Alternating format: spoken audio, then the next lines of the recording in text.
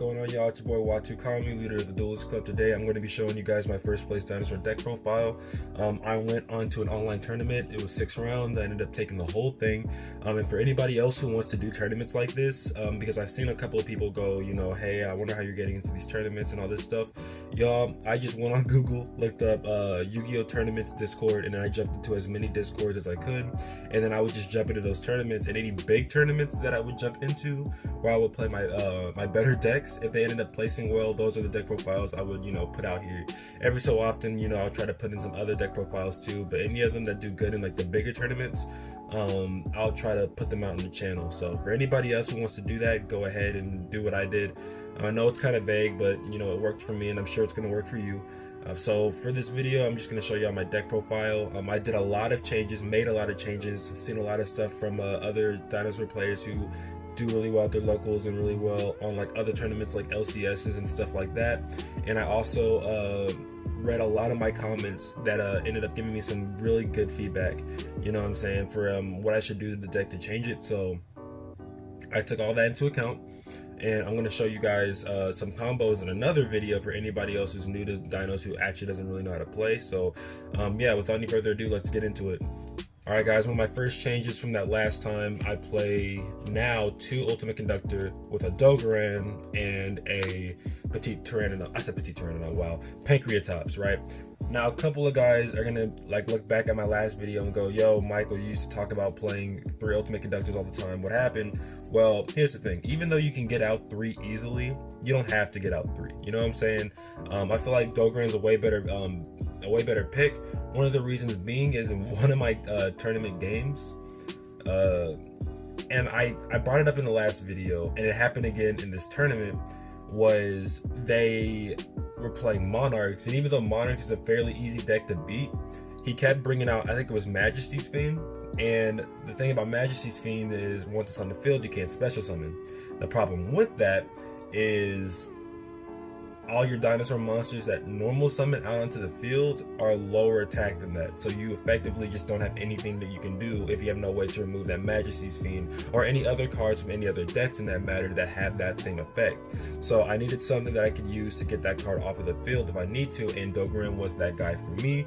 I had to bring him out. There was a lot of other times where I said, you know, if it wasn't for me having the 3rd Ultimate Conductor, I would have lost some games that I had won.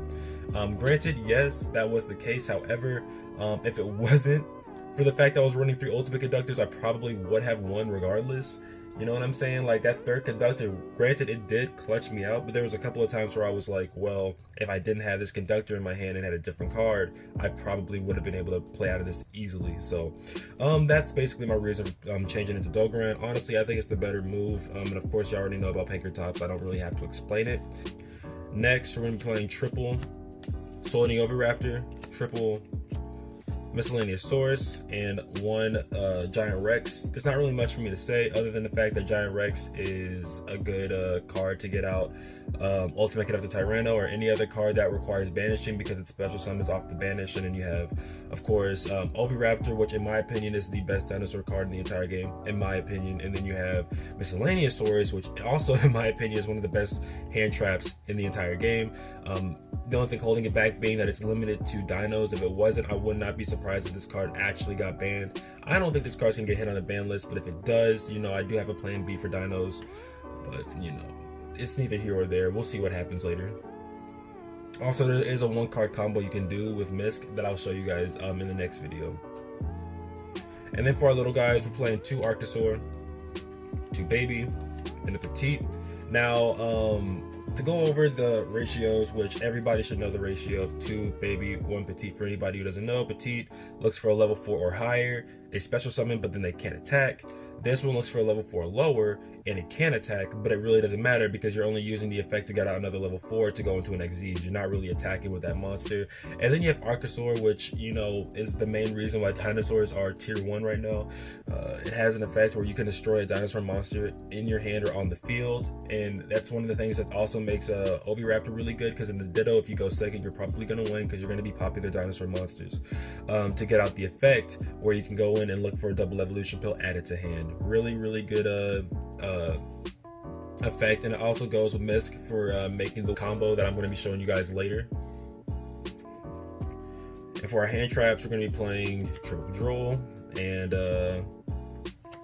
triple gamma into a driver. These are going to be the only hand traps with the exception of Impermanence that we're going to be running in the deck. Of course, Dino players used to play maybe 9 to 12 hand traps, mainly because you are playing double evolution pill and having a bunch of non-dinos in your deck help. But I don't think you need that, especially because Arcasaur is really good at getting a non-dinosaur monster in your graveyard if he's not like taken out before he can. Really good card. Going into our spells, we are playing triple fossil dig, standard, double evolution pill. You could play 3 if you are playing 3 ultimate conductor, but if you're not, just stick with 2. I've always stuck with 2 because you don't need it.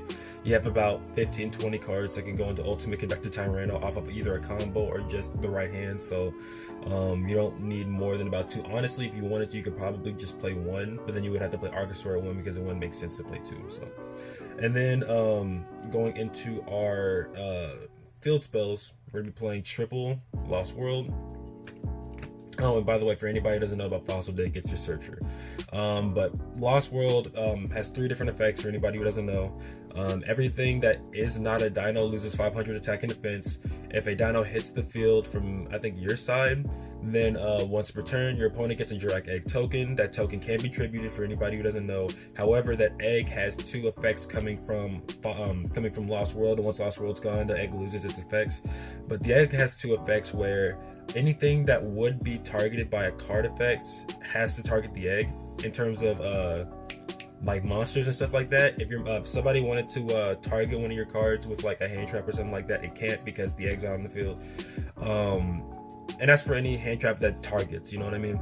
And then with like anything that's on the field that targets too, it has to target the egg, and then it has an effect where if that egg would be destroyed by something, you can destroy something in your deck instead and send it to your graveyard that's a dinosaur, and it protects the egg once per turn, which usually what's going to happen is you're going to use one of your monster's effects, or if your opponent has a destruction effect, you get to protect that the egg, and then destroy maybe a babycerasaurus, bring out an oviraptor, and an oviraptor can do its little thing, and there you go, you have a combo on your opponent's turn. On top of the fact, it also gets the effect from being attacked also.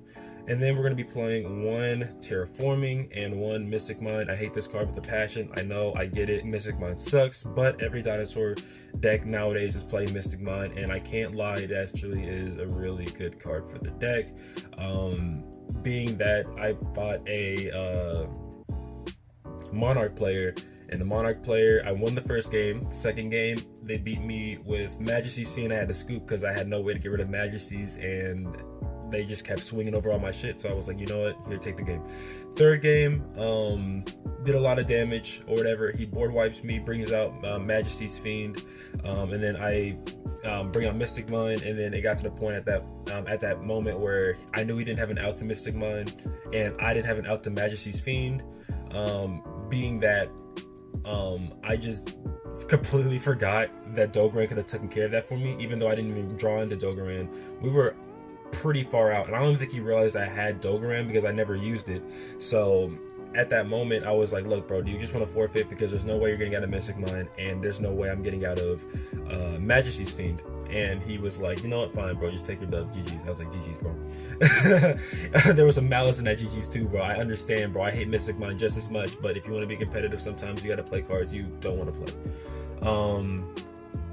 And then next, we're going to be playing triple pot of extravagance. I have built my extra deck to better suit getting rid of 6 cards, so yep, that's gonna end up being a lot more of a useful factor in using this card. We're playing 1 monster reborn, you know, just to get out some of our dino monsters that end up hitting the graveyard, or some of your opponent's monsters to help you out, bro. I remember one time I monster reborn somebody's nibiru, and I had their token and their nibiru, and there was about 9,000 damage on the field with just those 2 nibiru, bro. It was crazy.